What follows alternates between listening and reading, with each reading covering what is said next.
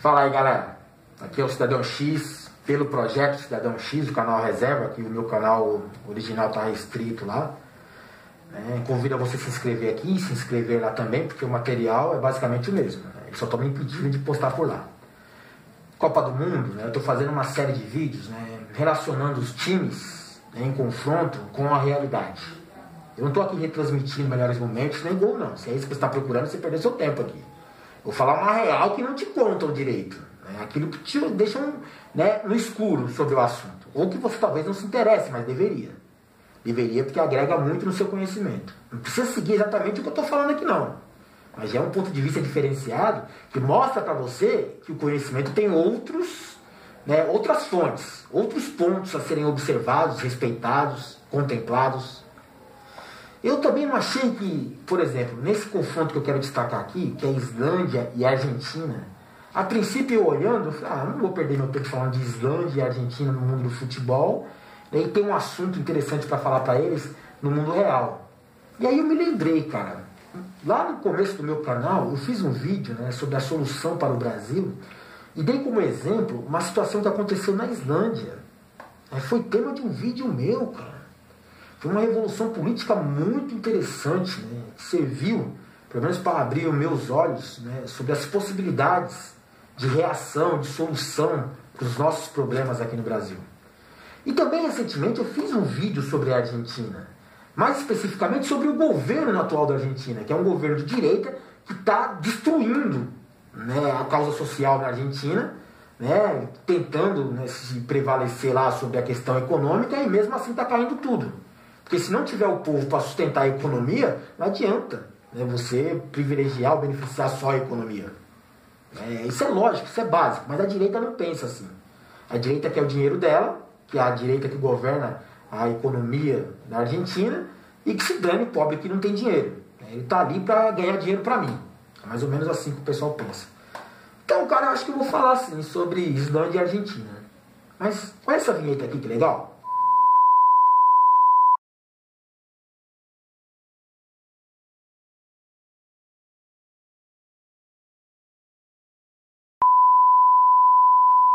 Sobre o futebol da Argentina, cara, não tem assim, nada específico para falar, porque todo mundo já fala do futebol da Argentina. É um grande rival da seleção brasileira, mesmo porque é um vizinho de fronteira aqui. O futebol ele não é tão diferenciado, porque o povo não é tão diferente aqui. Pode ter culturas, pode ter uma questão de localização diferenciada, mas o ser humano ali, ele está muito próximo um do outro, então não é tão diferente as capacidades técnicas envolvidas. Entendeu? Pode ter uma diferença intelectual. Tem gente que é mais evoluída intelectualmente, outros menos evoluídos. Pode ter um problema de educação pública envolvendo as duas nações ou nações vizinhas. E você cria uma diferença entre os povos. Mas o comportamento do ser humano ali, a genética, não é tão diferente assim, principalmente quando a gente faz fronteira com outro povo, como no caso Brasil e Argentina. Taticamente falando, a Argentina ela é superior ao Brasil. Sim, eu acho superior ao Brasil na tática. A aplicação deles, a organização. Eles estão muito mais próximos da competitividade dos times lá do resto da Europa, por exemplo. Tanto é que os jogadores argentinos são muito mais visados pelos times da Europa, muito mais valorizados do que os jogadores brasileiros. Por quê? Porque o brasileiro ele é superior ao argentino num ponto que faz aquela compensação. A gente perde na tática, na aplicação técnica ali, mas individualmente, tecnicamente, ali no improviso, no instinto de jogar, naquela liberdade responsável, de, que se dane a tática, que se dane a marcação, vou pra cima mesmo e já era. A gente tem muito isso aqui no Brasil. A gente tem uma liberdade responsável. E é isso que o povo lá da Europa, quando vai contratar um jogador brasileiro, fica meio na segunda. Será que o cara vai dar certo? E se ele não vai me ajudar a marcar o meu time? E se ele não responder o que o técnico queria dele? E se ele não obedecer aos códigos do clube? É foda, você pensar nisso. É um moleque rebelde. E o argentino, ele tem uma coisa que chama atenção e que cria o atrito com o brasileiro. O argentino ele é malicioso demais no futebol. Ele tem aquele senso de superioridade, então ele se acha melhor do que os outros, e quando não consegue ser melhor do que os outros tecnicamente ali em campo, E quando ele percebe que está sendo superado, ele usa de uma malandragem para tentar equilibrar, né? Que é abalar o psicológico do adversário sendo malicioso. Quando eu digo malicioso, é maldoso. É provocar o outro time, é abalar a concentração do adversário. A Argentina ele é pilantra nessas áreas, mas é uma coisa muito eficiente para eles. O brasileiro ele acaba sofrendo muito na mão de argentino, uruguaio, até de paraguaio na questão da malícia. A gente tem aprendido com o tempo, né, e hoje o mundo globalizado torna o futebol uma coisa mais padrão. Né, mas ainda assim, cara, o argentino é foda. Cara. Futebol da Islândia, porra, eu nem sabia que a Islândia tinha futebol assim, profissional, para classificar uma seleção para a Copa do Mundo. Mas é também, né, cara, a gente quer o quê? Tá achando que é que nem antigamente? Hoje o mundo tá globalizado, né? Todo mundo aprende a jogar bola se quiser. E é aquilo, eu entendo o futebol como o esporte mais barato que existe. Qualquer um pode pegar uma bola aí e colocar e pôr uma montada para jogar. Um ou outro vai se sobressair em algum campo, seja na matemática, seja em alguma pesquisa científica, ou seja jogando bola. Porra, sei lá, o moleque gostou disso. Ele se aplica naquilo, ele se dedica, e quem sabe ele não tem um talento a mais para esportes e consegue direcionar para futebol. Na Islândia, profissionalmente, eu não vejo nenhum super craque, não me lembro de ninguém para falar para vocês, nossa, esse cara é foda na Islândia. Geralmente é o cara do ataque, né, que é o cara que se destaca no time, ou um meia criativo que faz gol. Né, basicamente, times da Europa, ali de segunda linha, são só isso. Né, eles têm muita aplicação tática, né, o pessoal da Europa, né, como um todo, países próximos ali, eles têm aquela questão da tática. É muito importante para eles, né, que cada um respeite o que o técnico decidiu para o grupo. Cada um tem sua função, ele vai lá e cumpre aquela sua função, já contando que o outro também vai fazer a mesma coisa, né, e no final talvez dê certo. Né, mas não foi por falta, né, de, tipo assim, do cara participar do plano. Ele tá ali. Talvez não dê certo porque o outro time superou os caras com improvisação, por exemplo. Não que seja uma tática superior a deles, né? Não que o outro time seja mais aplicado do que eles, mas talvez os talentos individuais dos caras quebram, né, o procedimento tático, o plano do time. Então a Islândia depende muito disso. Ela fez uma excelente campanha classificatória para a Copa, né? Vem tendo, né, alguns jogos bons aí, mas é aquele time tipo a Bélgica, né, mano? Aparece, todo mundo fala que é bom, chega na hora que pesa a camisa do outro lado, que vai enfrentar uma Inglaterra, uma Alemanha, um Brasil, pipoca. Tem a Argentina versus a Islândia hoje. Vamos ver a reação da Islândia perante um time de camisa como é o da Argentina.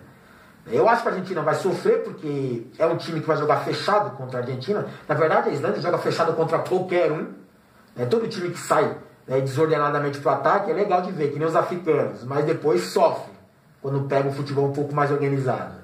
Eu acho que eles não vão querer perder essa organização contra a Argentina. Se perder, vão tomar vão tomar na bunda. Mas é aquele futebol básico e eficiente. Mas eu aconselho, galera, fugindo um pouco do futebol, você assistir um vídeo que eu fiz comentando sobre a Islândia, né, que eu falo que é uma solução para o Brasil. Foi lá no começo do canal, não sei se a edição vai estar tão boa, vai ter algum probleminha lá. Mas eu tentei falar para vocês sobre o ativismo político dentro da Islândia. Foi muito importante, apesar da mídia esconder isso do restante do mundo, pouco a gente comentar isso, né, como um exemplo, e é exatamente isso que eles não querem, que você entenda que aquilo é possível, que aquela opção é viável, né, que o povo se une para tentar salvar sua própria nação. Tinha uma crise financeira na Islândia, tinha muita questão de corrupção, péssima administração, aquela administração elitista, né, para um grupo selecionado de pessoas, né, e aí você acaba prejudicando o restante da nação inteira, né, você massacra a sociedade por um grupo menor para controlar, para ele se sobressair. Né, hoje é o que a direita governa dessa forma, né, os partidos corruptos também pensam, né, com essa mentalidade, e o pessoal da Islândia simplesmente se revoltou. Só que é um pessoal que tem uma cultura de educação um pouco melhor, tem uma cultura de união de povos ali, né, já vem aí dos seus ancestrais ali, que era um povo, dizem que bárbaros, né, mas era um povo inteligente demais, né, e conseguiu muita coisa, né, mesmo que seja saqueando, invadindo outras nações, mas todo mundo fez isso no passado, por que eles não podiam fazer? Porque eles são o quê? Heróis? Porque eles são, vamos defender a nossa honra? Pô, nenhuma, ninguém nunca pensou em negócio de honra quando está vendo o seu lado. né? Vou dar um exemplo, né? Ética e moral. Porra, não existe isso no mundo, cara. Existe pra gente que é pobre aqui, tem que lidar com outros pobres, e a gente tenta, pelo menos, né, se respeitar através desses códigos de ética e moral. É básico para qualquer ser humano que vai evoluindo respeitar isso. Mas economicamente, para formar uma nação forte, para dar estrutura de educação e formar um ser humano, um cidadão melhor, basicamente, com ética e moral, lá no passado eles tiveram que, porra, ser totalmente imorais, né, e sem ética nenhuma, para avançar sobre outros povos, para poder se enriquecer mais rápido. Porque hoje a nação que quiser se enriquecer, se estruturar, né, como que eu posso dizer, dentro de um código legal de se observar, não consegue, porque ela é massacrada pelos outros que continuam naquela ideia do imperialismo, né? Vamos saquear, explorar e tirar deles, e para isso ser eficiente e ser viável, a gente tem que manter eles na miséria, né? Sem educação, sem saúde, né? Oprimido pela insegurança. Isso é básico. E lá na Islândia, o povo estava um pouco acima, né, desse massacre, né, desse plano mundial do imperialismo, e eles conseguiram enfrentar essa crise financeira que eles tinham lá, atacando o verdadeiro vilão, que era a classe política. O problema da Islândia era a administração. O povo foi para a rua, pediu para todo mundo sair fora, vamos colocar a gente decente, e é o seguinte, né, se colocamos uns agora e tiramos outros, né, a gente vai precisar fazer isso de novo se for necessário, e vai fazer. Isso cria, né, no próximo líder a assumir o local, uma insegurança, que na verdade é uma segurança para o povo. A insegurança do político é a segurança do povo. O cara está inseguro, pode cair a qualquer momento por um movimento popular, uma manifestação, um protesto, então o cara vai trabalhar direitinho para o povo. Quando o cara se sente seguro demais lá, né, no seu cargo, como senador, deputado ou presidente, aí já era, cara, que se dane o povo. E aí ele governa para ele, não para o povo. É essencial ter essa insegurança no político para criar segurança nos eleitores, na população. Então assiste o vídeo que eu falei sobre a Islândia, que é muito interessante, vou colocar aqui no final. Mas basicamente eles tiveram uma visão muito melhor do que a nossa sobre o verdadeiro vilão, né, da sua nação, que era a classe política corrupta. A Argentina, cara, é totalmente o oposto disso, cara. É engraçado, né, mano? Vai ter Islândia e Argentina, né, e no campo político, pelo menos do movimento popular, é totalmente oposto. A Argentina, ela veio de um movimento patal, ou movimento patolino, ou movimento zumbi, ou movimento manifestoche, dê o nome que você quiser. É um bando de gente manipulada, é um bando de gente, né, que é facilmente dominável, e que tiveram aquele sentimento de ódio e revolta contra a sua situação, né, de oprimido, de miserável. De repente foi muito fácil manipular esse ódio desse povo, porque esse povo teve prazer em direcionar esse ódio contra alguém. E contra quem eles direcionaram? Contra o próprio povo. Quando eu digo contra o próprio povo, é porque eles criaram um vilão na esquerda.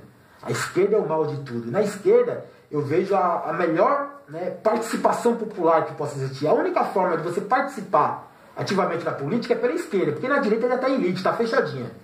Não tem participação popular na direita. Se você acha que você é de direita e está aqui, eu estou fazendo um movimento, um protesto pela direita, não, você está trabalhando para alguém. Você está se manifestando para beneficiar alguém. Talvez você imagine que um dia, você defendendo a causa da direita, que você vai ser um da direita. Não um manipulado, um manifestoche aqui embaixo. Você acha que você vai ser um burguês um dia. Se der certo o plano de governo da direita, que todo mundo vai virar elite, que todo mundo vai ser igual e rico. Você é um idiota. Mas isso funciona. Funciona aqui no Brasil e funcionou na Argentina. Então se eles criaram um vilão, né, lá, direcionando o povo contra o povo, porque é assim que acontece, né, de repente só sobrou o que do outro lado? Se você odeia a esquerda, então a sua única opção é olhar para a direita. Então não importa quem esteja na direita, eu vou votar na direita para não ter que votar na esquerda. Porque eu senti prazer em odiar causa popular, porque um dia eu não quero mais ser popular, eu quero ser elite. Foi isso que aconteceu na Argentina. Colocaram um governo, né, extremista de direita lá, neoliberal no poder. É o tal do Macri. E o que ele está fazendo com a Argentina? Ele afundou a Argentina. É o mesmo padrão que está acontecendo aqui no Brasil hoje, que a gente está muito mais ameaçado de colocar um extremista da direita como Bolsonaro no poder, né, de ter esse tipo de política no governo. Neoliberal. Vamos liberar para o estrangeiro vir aqui saquear à vontade e não pagar nada. E é o seguinte, vamos massacrar esse povo. Vamos reduzir impostos. Não é reduzir impostos, eles nunca vão reduzir impostos, cara. Eles vão reduzir sim a assistência, o retorno obrigatório que o governo deveria ter com o povo. Aí sim eles vão fazer questão de reduzir para a sociedade, para deixar o cara mais inseguro, mais oprimido na miséria, mais sem educação, mais com a saúde frágil. Para quê? Para o povo não se levantar, não se rebelar. Esse é o padrão político da direita e principalmente da extrema direita no poder. E a Argentina está com a extrema direita no poder e olha a situação da Argentina hoje, cara. Olha o caos econômico que está lá. Sabe quem está sofrendo demais com isso? É o povo. E é um povo que às vezes quer ir pra rua, quer se manifestar, mas fez merda. E aí tá meio na segunda, como acontece aqui no Brasil. Hoje, por exemplo, a galera aqui do Brasil tem vergonha de usar uma camisa amarela da seleção, para dizer que tem orgulho de ser brasileiro, porque não tem mesmo. Porque tomaram posse da camisa amarela um bando de pato manipulado que fez merda. E agora o pessoal tá com vergonha de ser comparado a um merda qualquer, um manipulado, um zumbi, um patolino. Complicado, cara, é complicado. Mas, sei lá, né, mano? Se quiser assistir, se entorpecer com Copa do Mundo só, beleza. Tem outros canais aí que vai passar os gols, os melhores momentos pra você. Eu não, eu vou falar só a real. E é mais um vídeo aí que o YouTube vai entender que é perigoso, é criminoso. Vai ser um novo strike. Então eu vou tomar 32 strikes, que são 32 seleções. Vamos ver o que vai acontecer aqui com o canal. Aqui é o Cidadão X. Valeu.